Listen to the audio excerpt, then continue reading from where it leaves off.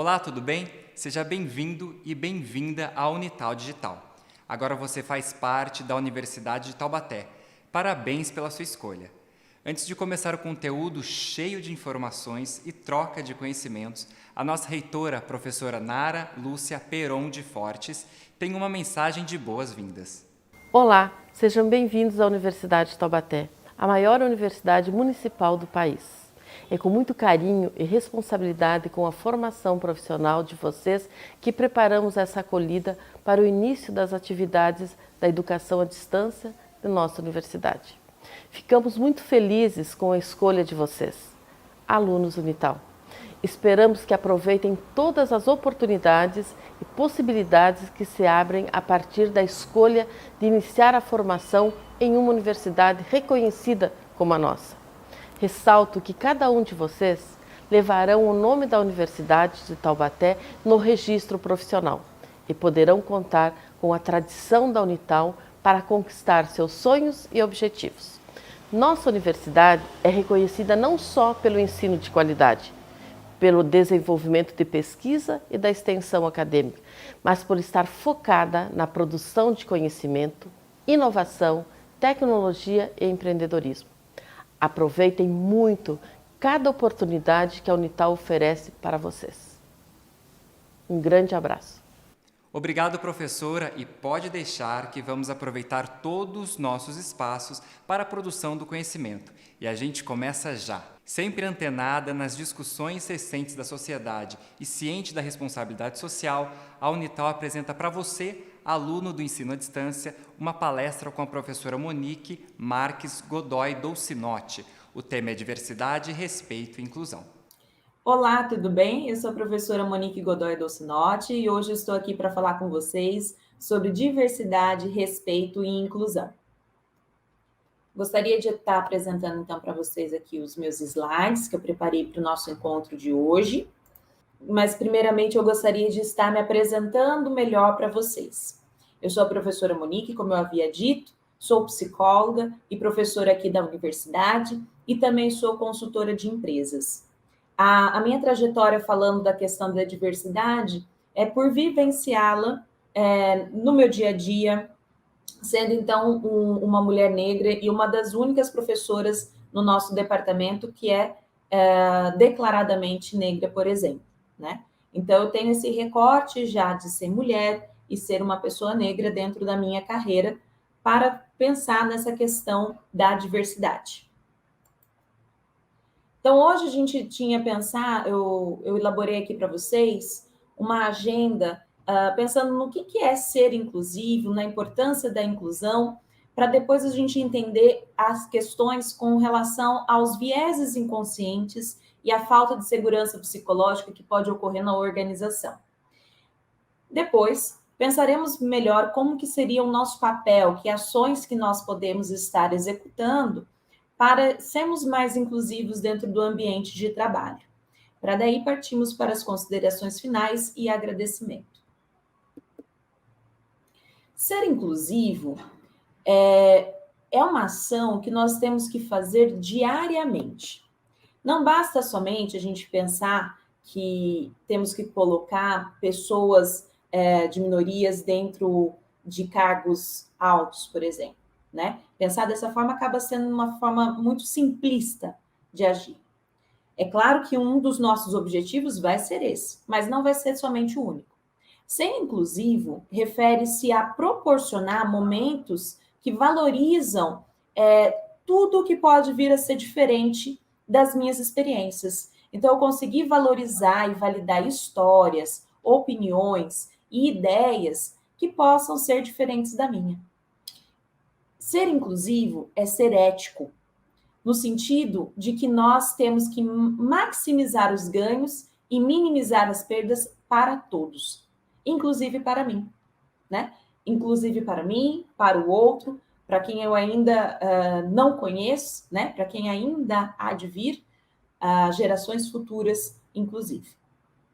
Então, eu não posso pensar de uma forma em que somente agradando o outro eu estou sendo inclusivo, né? Somente valorizando o outro eu estou sendo inclusivo. Ser inclusivo também se refere a eu conseguir sentir que minhas opiniões, que as minhas ideias, que a minha história, quem eu sou, também tem um lugar dentro da organização que eu estou inserido, também sou valorizado, eu também consigo pensar em mim. Então, a inclusão se refere a um equilíbrio entre as minhas necessidades e a necessidade do outro. Passando aqui para vocês, então, a questão de como que nós podemos ser mais inclusivos dentro de um ambiente de trabalho, né? Nós temos que valorizar diferenças para podermos criar um ambiente onde as pessoas se sintam seguras para serem elas mesmas. Procuramos nos certificar também que as pessoas entendam que a inclusão é fazer as pessoas se sentirem validadas, ouvidas e vistas, e que elas sintam valor. E isso sempre vai ser um comprometimento diário.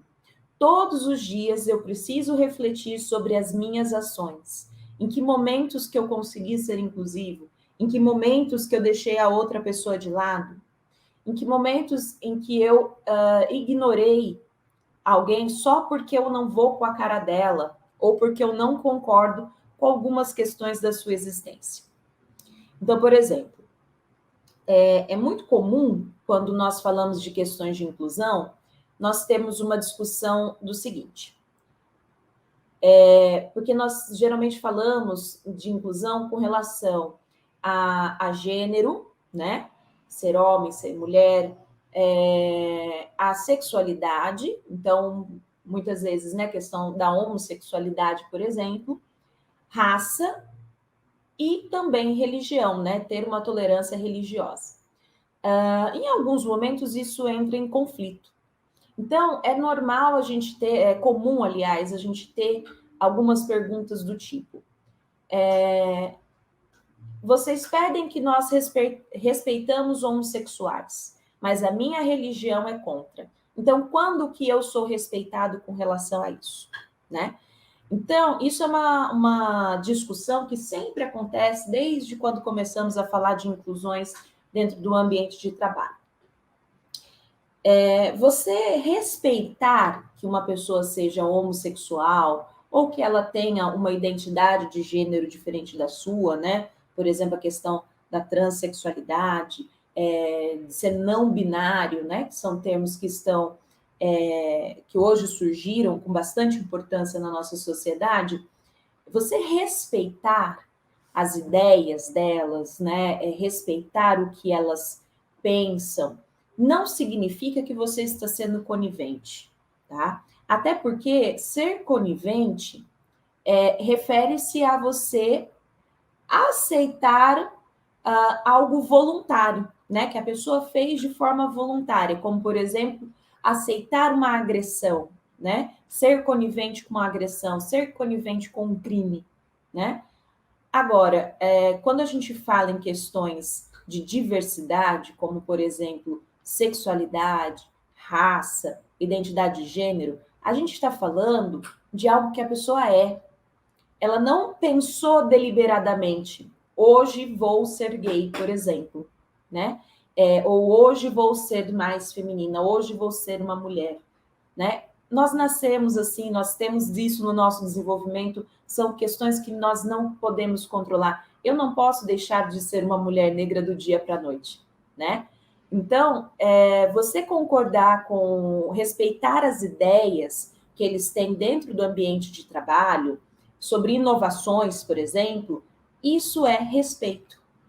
Isso é respeito. E não necessariamente você está concordando com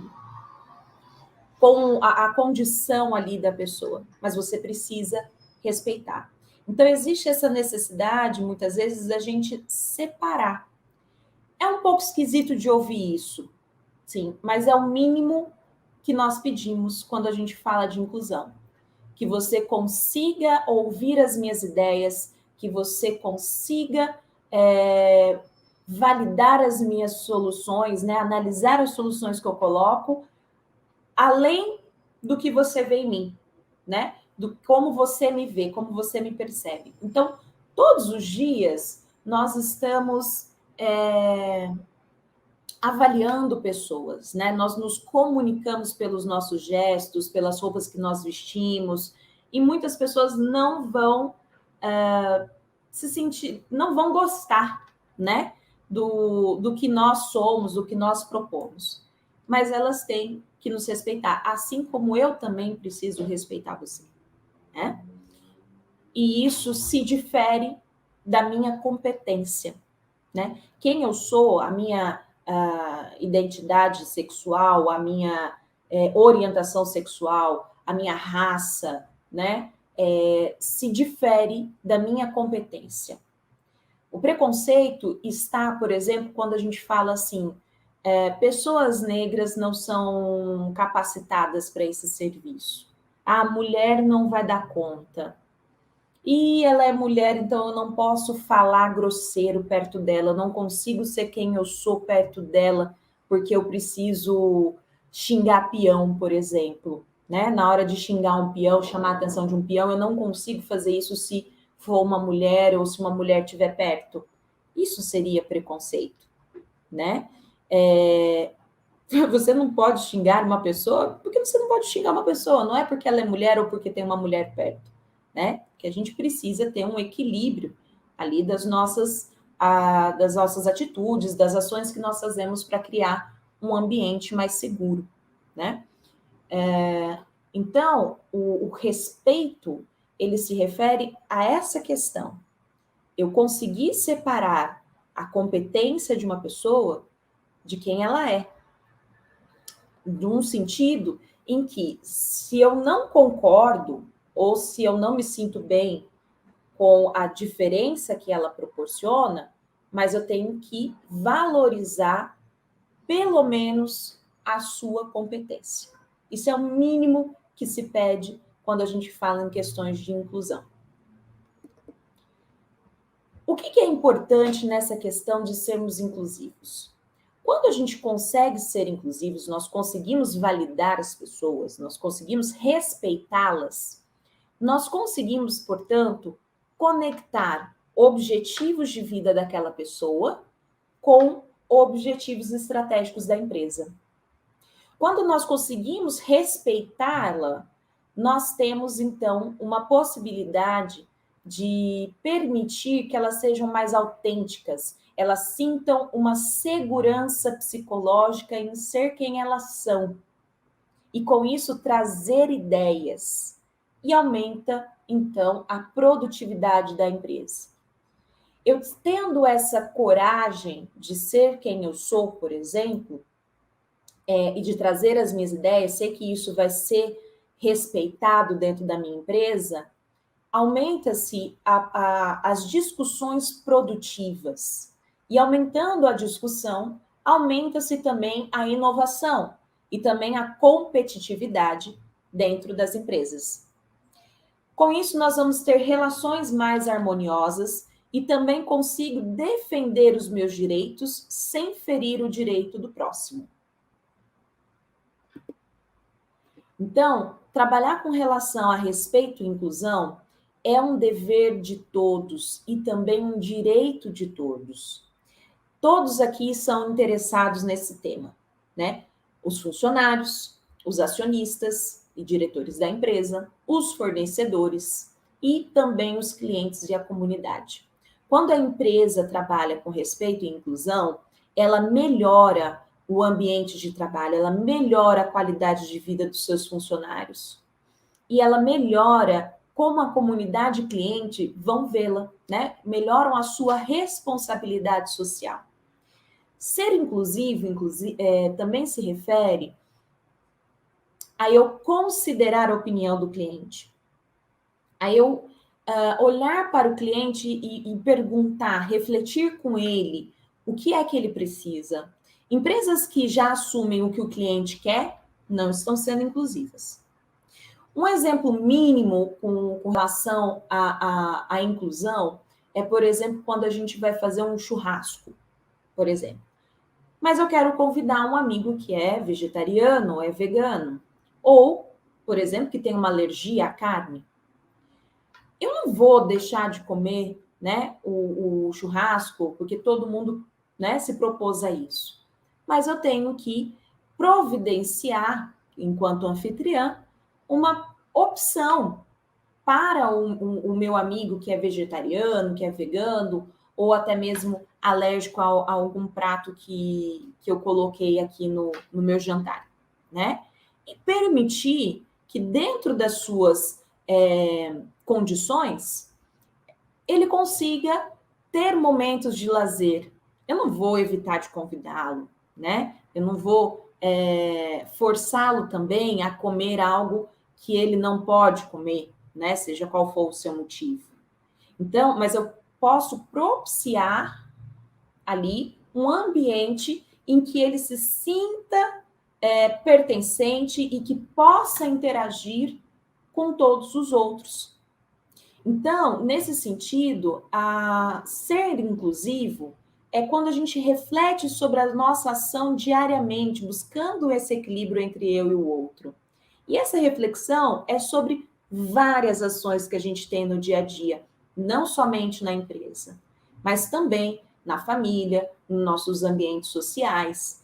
Se a gente está respeitando a opinião do outro, o que o outro pensa, a sua história de vida. Tudo bem?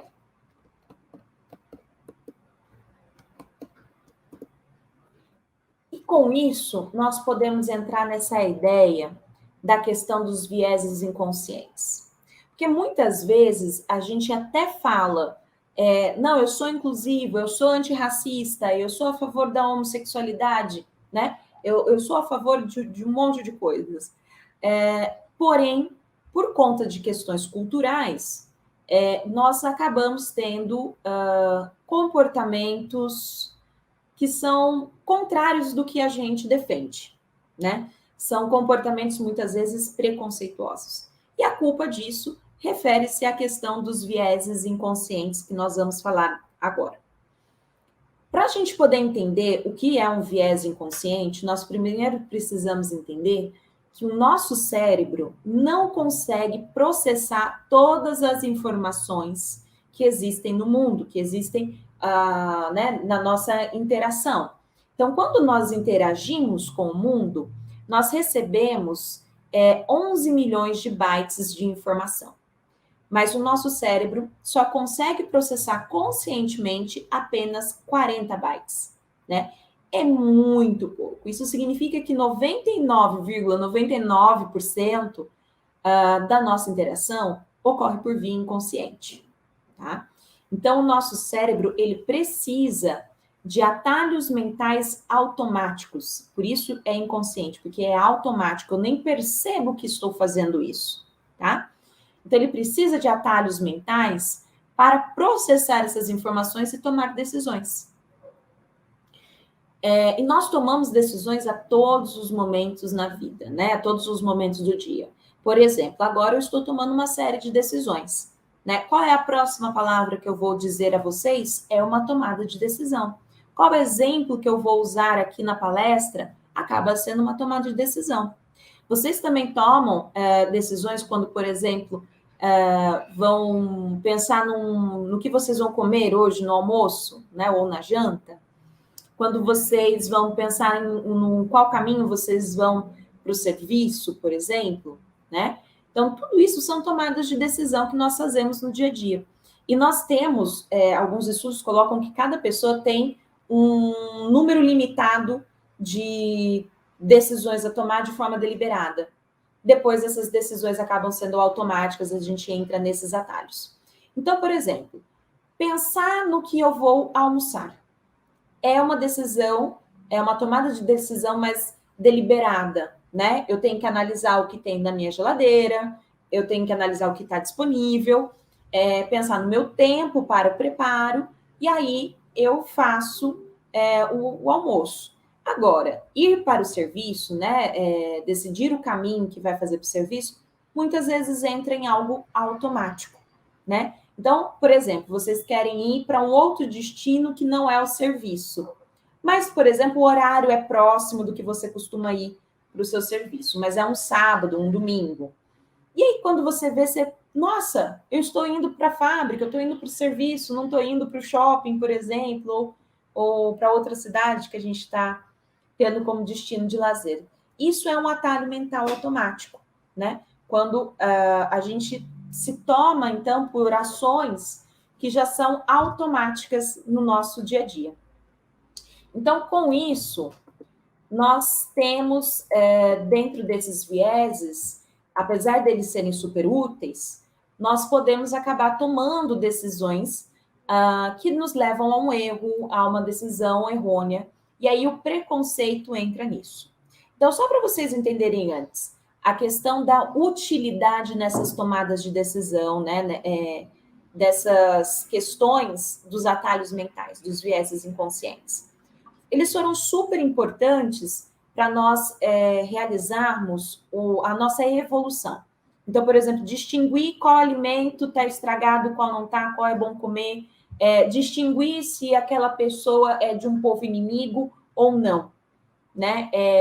Então, por exemplo, decidir se é do povo inimigo ou não.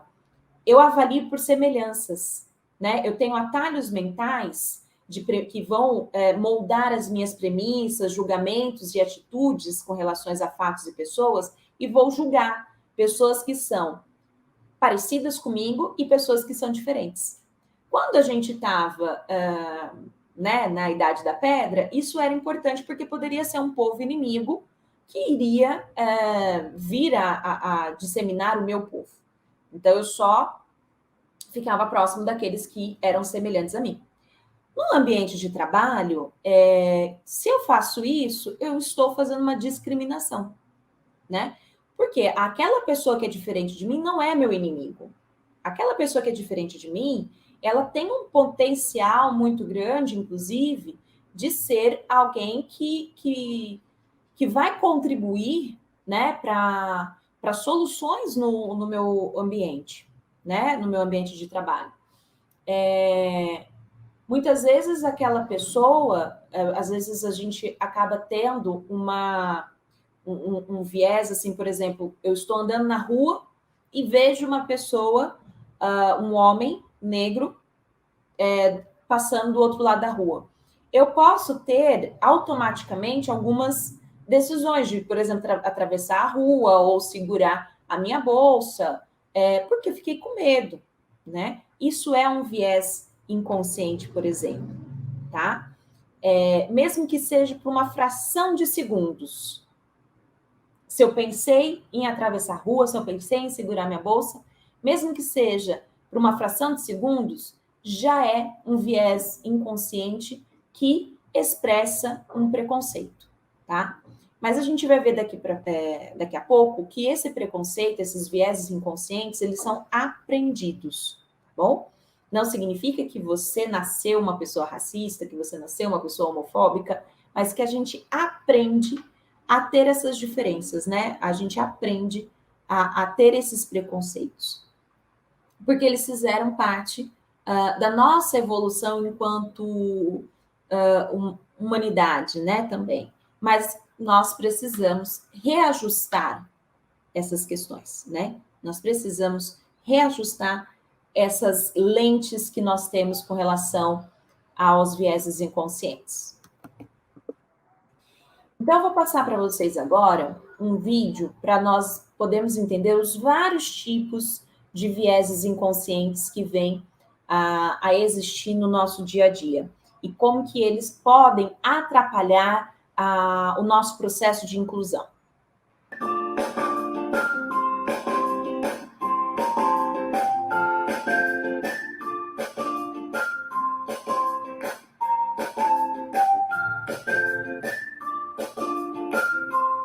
Olá, eu sou Cris Kerr e hoje vamos falar um pouco mais sobre viés inconsciente.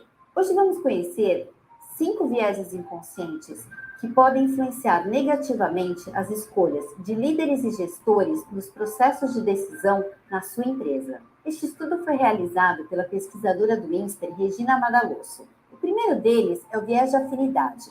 É a tendência a avaliar melhor aquelas pessoas que se parecem com a gente. Esta afinidade pode se dar de diversas formas, mesma raça, mesmo gênero, mesmo hobby, a mesma faculdade que a gente fez. Este viés nos faz selecionar, promover e contratar pessoas parecidas conosco. Este é um dos motivos porque a maioria da liderança é formada por homens e brancos.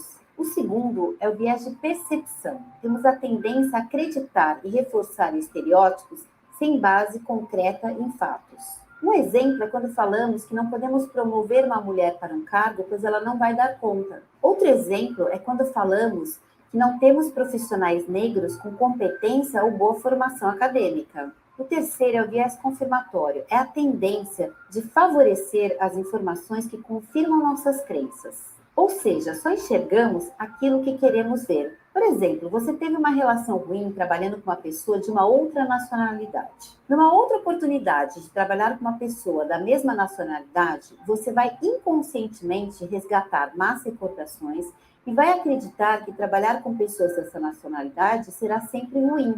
O quarto é o viés de efeito halo ou auréola. É a tendência a superestimar uma pessoa baseada em apenas uma característica positiva. Por exemplo, durante uma conversa, você percebe um traço positivo na pessoa. Inconscientemente, você cria uma conexão com ela e passa a ignorar todos os traços negativos que ela vem a demonstrar. O quinto é o viés de efeito grupo. É a tendência a seguir o comportamento do grupo para não desviar o padrão e se sentir pertencente. Por exemplo, todos discordam de um ponto de vista na reunião, mas uma pessoa que lidera o grupo diz que concorda. De repente, todos passam a concordar com ele e discordar do que vinham falando. Outro exemplo, algumas pessoas começam a se vestir de forma diferente na empresa e todos aderem a essa nova forma de vestir para se sentirem parte do grupo. Por isso, os treinamentos de viés inconsciente são tão importantes para diminuir os impactos negativos, ampliar a consciência dos líderes e gestores e melhorar o clima organizacional. Na semana que vem, vamos falar sobre diversidade na liderança. Se inscreva no nosso canal para receber os vídeos. E se você gostou, dá um like e compartilha nas suas redes sociais. Assim, juntos daremos voz para a diversidade. Um abraço inclusivo e até a semana que vem.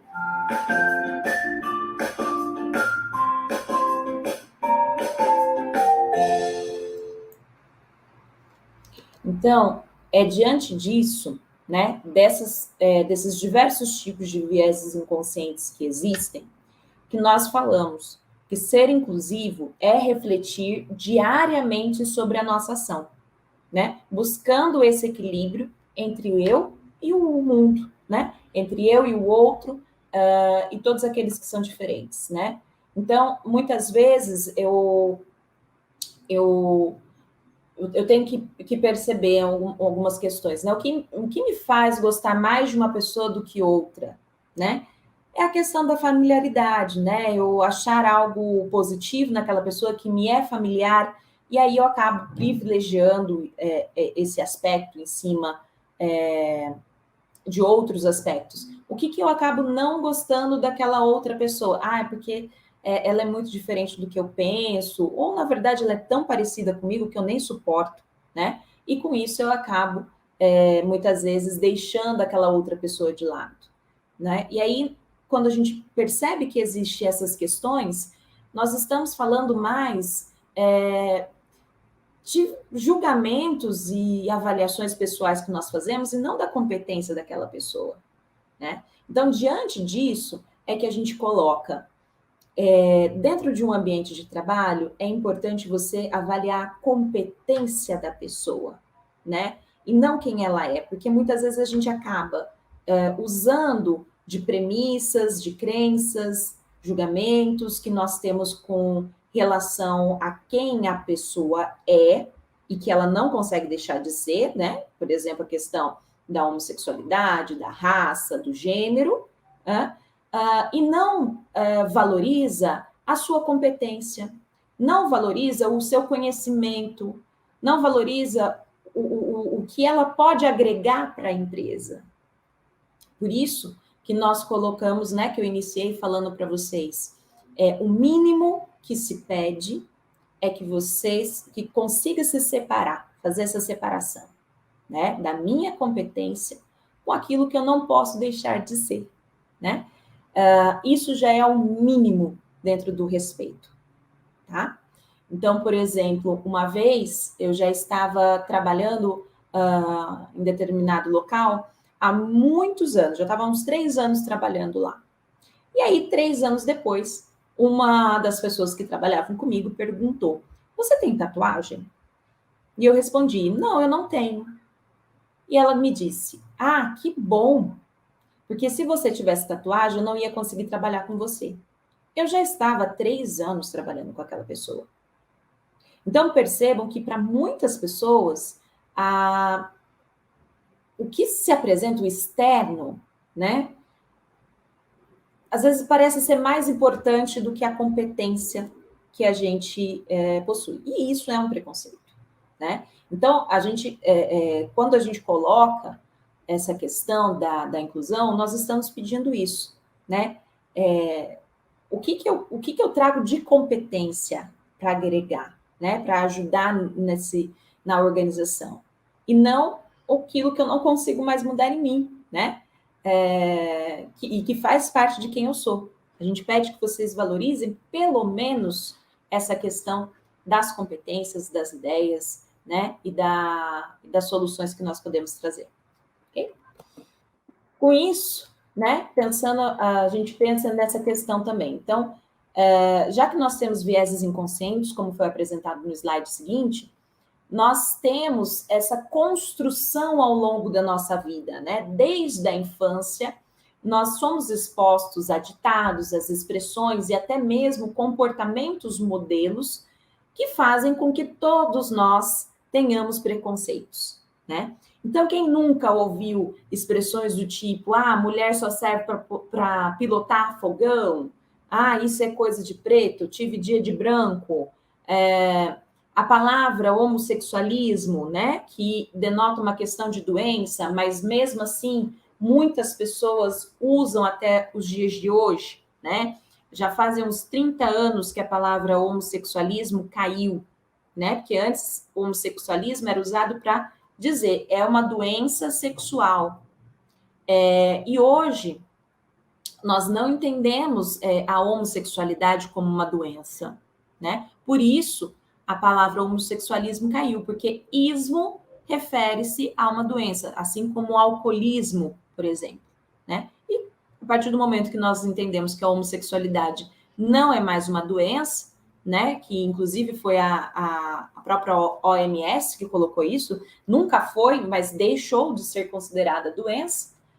Nós temos a queda da palavra homossexualismo, mas até hoje muitas pessoas usam sem saber essa questão, né? Sem saber o que essa palavra denota. Também, muitas vezes, a gente coloca assim, porque torce para tal time, né? Por exemplo, é torcedor do time do São Paulo, por exemplo, deve ser gay, né? Muitas pessoas acabam colocando isso. Se é torcedor do Corinthians, então deve ser ladrão. Então, assim, existe também, né? Coloquei esse exemplo apenas para a gente ressaltar uma questão de que, muitas vezes, aonde a pessoa mora, para que time que a pessoa torce, pode muitas vezes a gente ter um preconceito cultural, né? Um preconceito com relação à cultura que aquela pessoa tem. Então, nordestinos, por exemplo, quando fala aquele é cabeça chata, não dá para entender o que ele fala, porque o sotaque dele é diferente, né? São situações de preconceito. Após a queda das Torres Gêmeas, por exemplo, ver mulheres com lenço na cabeça, ver homens com turbantes, né, já causavam muito medo nas pessoas em todo o mundo. E para trabalhar isso, né, a gente comemorou, a gente teve aí o marco dos 20 anos da queda das Torres Gêmeas, né, e houve-se muito medo nas comunidades islâmicas, por exemplo, porque houve uma generalização de que qualquer pessoa com lenço na cabeça ou com turbante seria uma pessoa terrorista, né? O que não é verdade, mas muito se acreditou sobre isso. Muitas vezes, por exemplo, essas esses preconceitos a gente não aprende somente verbalmente, a gente também aprende no corpo. Então, por exemplo, quando eu dei o exemplo do homem negro vindo em nossa direção na rua, né? Vindo de frente conosco. E aí eu tenho o pensamento de ou atravessar a rua ou segurar minha bolsa. Eu não nasci com isso, mas muito provavelmente quando eu estava com um adulto, quando criança, a gente viu essa situação.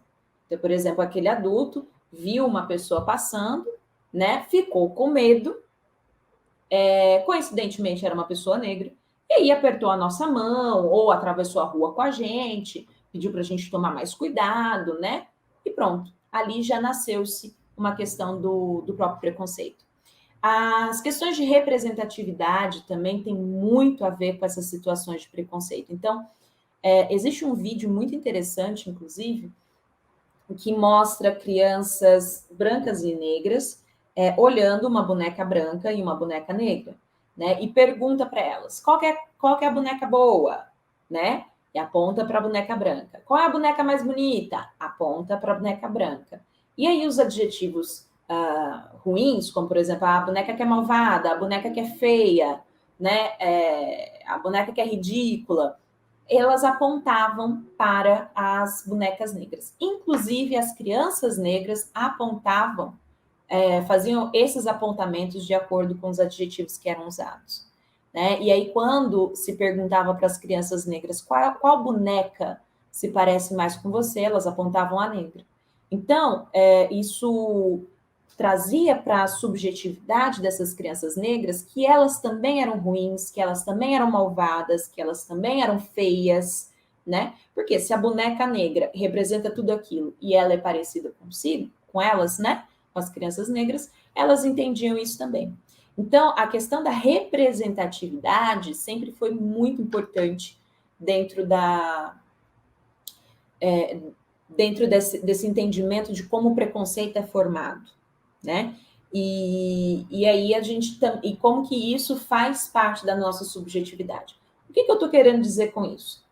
Se o preconceito é socialmente construído, a pessoa que é negra, a pessoa que é mulher, a pessoa que está dentro de alguma minoria sexual, de gênero, de raça, de cultura, ela também presenciou esses preconceitos, ela também vivenciou isso, né? Então, o que ela aprendeu dela mesma? Ela provavelmente aprendeu que ela era ruim.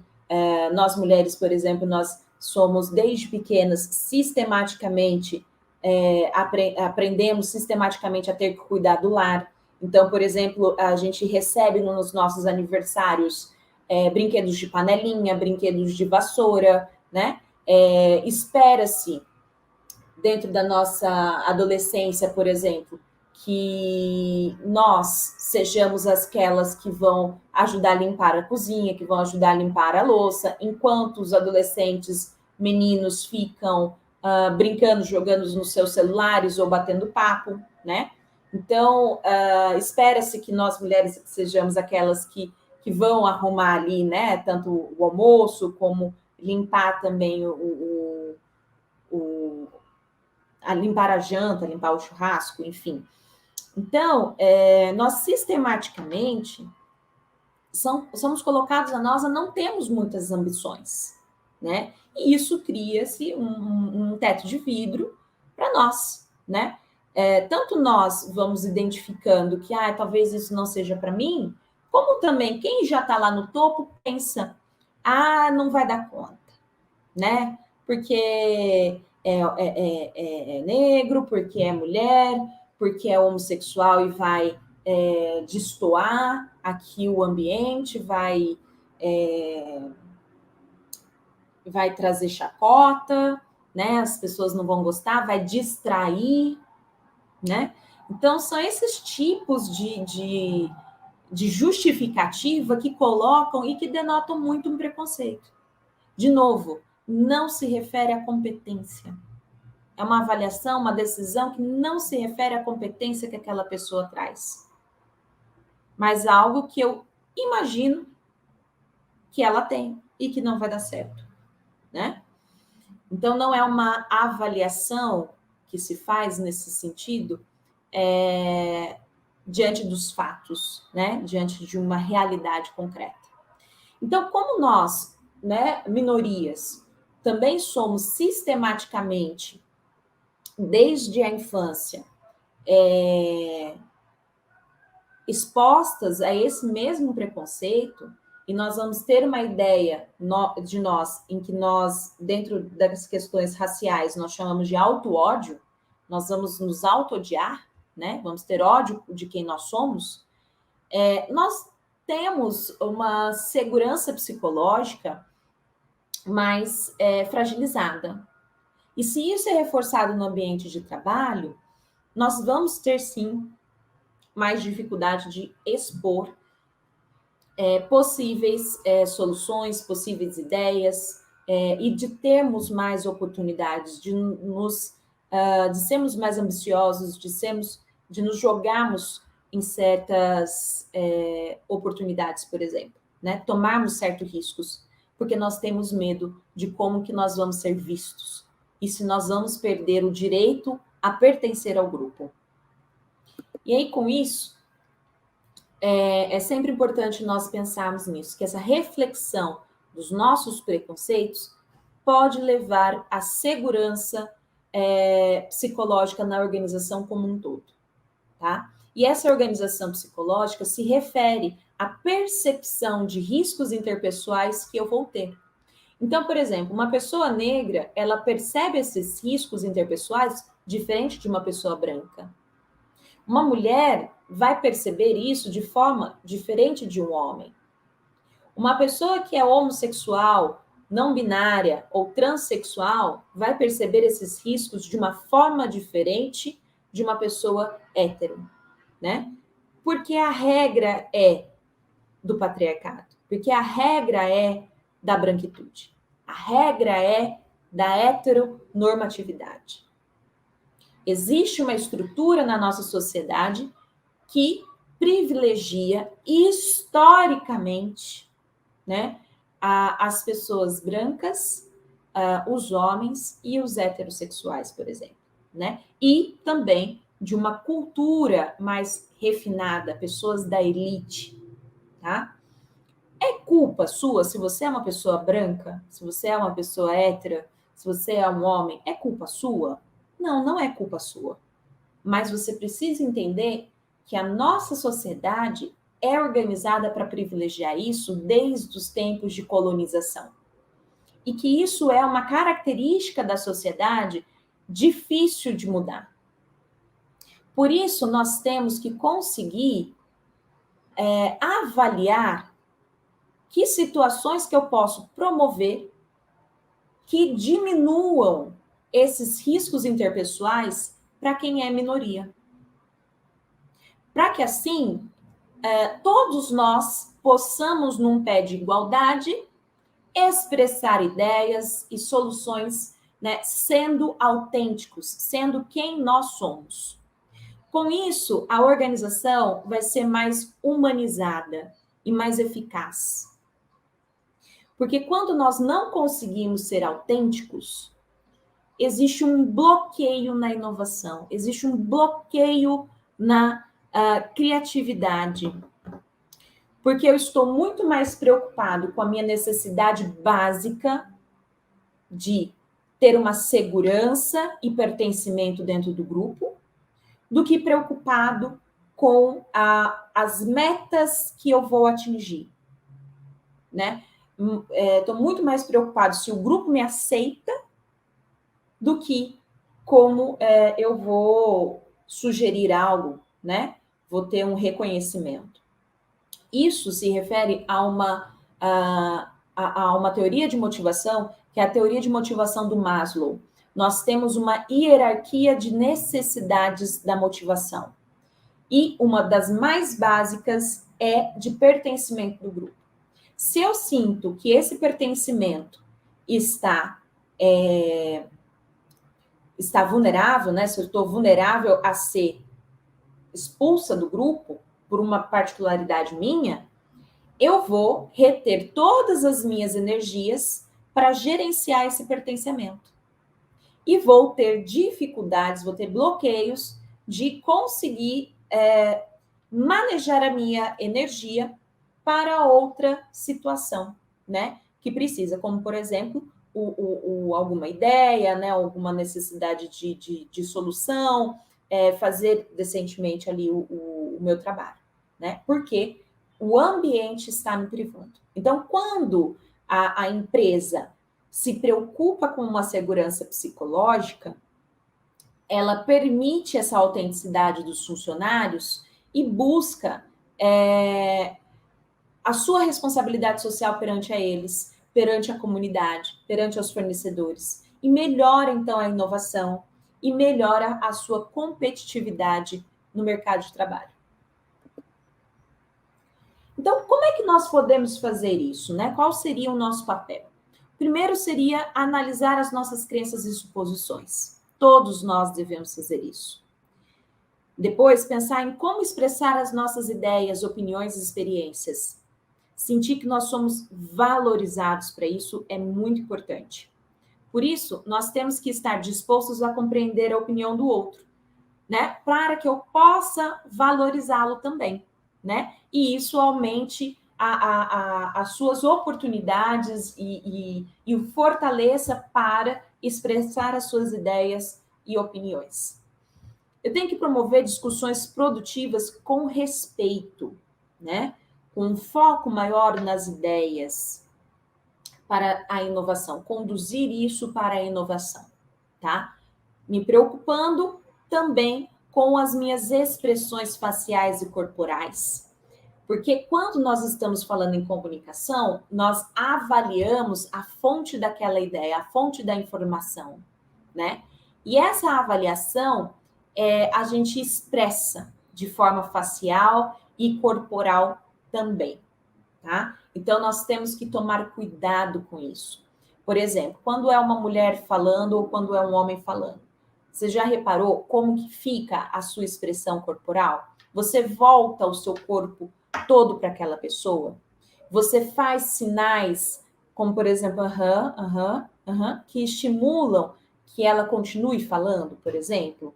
Ou você fica de costas para ela? Você fica de lado para ela? Como que você fica, né, na sua expressão corporal quando é uma pessoa que é diferente de você, né? Então, nós temos que tomar cuidado com isso.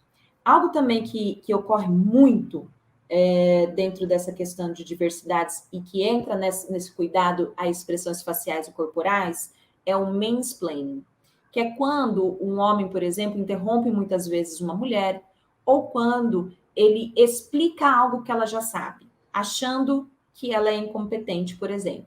Às vezes é algo que ela acabou de explicar, né? E ele vai lá e explica de novo para ela, como se ela não estivesse entendendo. Então, também temos a etapa de validar ideias e soluções, dê feedbacks para aquela pessoa de que a sua ideia foi interessante, né, de que a sua solução foi válida. E se não pode ser feito, apresente os recursos limitados que vocês possuem para poder executar aquela ideia. Separe, né, a sua ideia de quem ela é, né? Para que não fique confundido, igual naquele experimento das bonecas, né?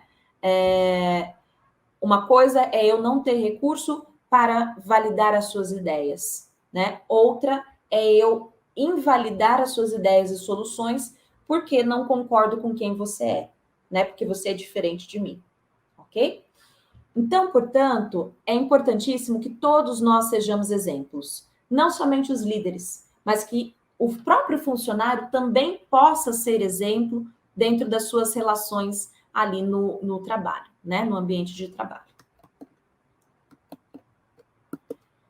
E por fim, então, nós podemos entender que a inclusão e respeito à diversidade é um direito e dever de todos dentro de uma organização, dentro de uma família, dentro de uma escola, né? Dentro da sociedade. E que para nós sermos inclusivos, nós temos que promover esse sentimento de pertencimento e justiça, que vai melhorar, então, as ações de inovação e responsabilidade social da empresa. Caso vocês possuam alguma dúvida, vocês podem me encontrar pelo e-mail, né, que é monique.godoy@unital.br, e eu agradeço pela atenção que vocês deram até aqui. Um forte abraço e tudo de bom para vocês. Parabéns pela palestra, professora, e para você, aluno, muito obrigado pela sua participação. E vamos continuar nessa troca de conhecimento e informação para o desenvolvimento profissional e pessoal de cada um e também da nossa universidade. Bons estudos e até mais.